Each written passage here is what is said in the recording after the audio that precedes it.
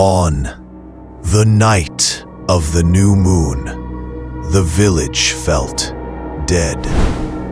No stars, no wind, only silence. My heartbeat echoed in that silence, each thud louder than the last. That's when we saw them, two shadowy men, dragging a limp body along the dirt path. The torchlight flickered, and his face came into view.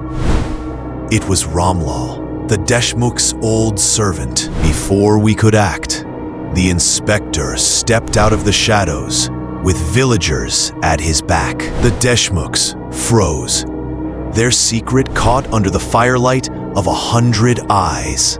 The elder Deshmukh fell to his knees, trembling, whispering, "This is not murder. This is our curse." Long ago, when the Stepwell was first built, it belonged to the proud Deshmukh family.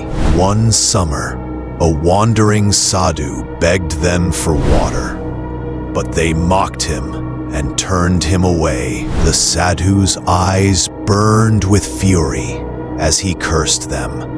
The well would never drink water again, only blood. At first, they laughed, but soon famine struck. Crops withered, cattle died, and children starved. In desperation, they threw a farmer into the well, and by dawn, the fields bloomed again. By morning, green shoots covered the land, proof that blood had fed the soil. From that night on, the Deshmukhs fed the well with innocent lives, generation after generation. The next morning, panic gripped the village. Some wanted the Deshmukhs executed, others wanted to flee, but the inspector summoned Baba Triambak, a tantric sage feared for dealing with ancient evils. He studied the Cursed Stepwell for hours before speaking. "This is no curse. It is alive." That night, the air trembled as he began the ritual to seal its hunger. Suddenly, the water began to boil, and faces of the missing villagers rose from its depths. One of the faces belonged to Sandeep's cousin, gone since last year.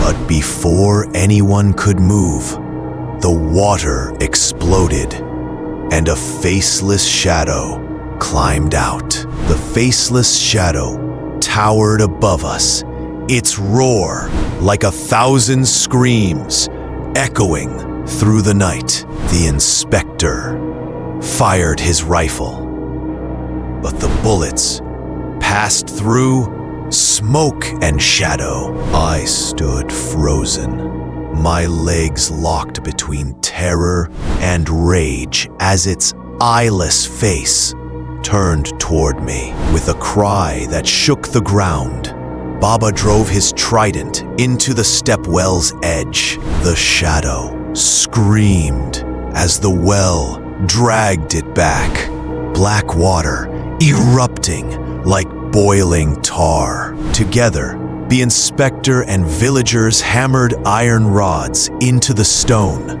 as Baba planted a sacred tree at its heart. For the first time in centuries, the well went silent.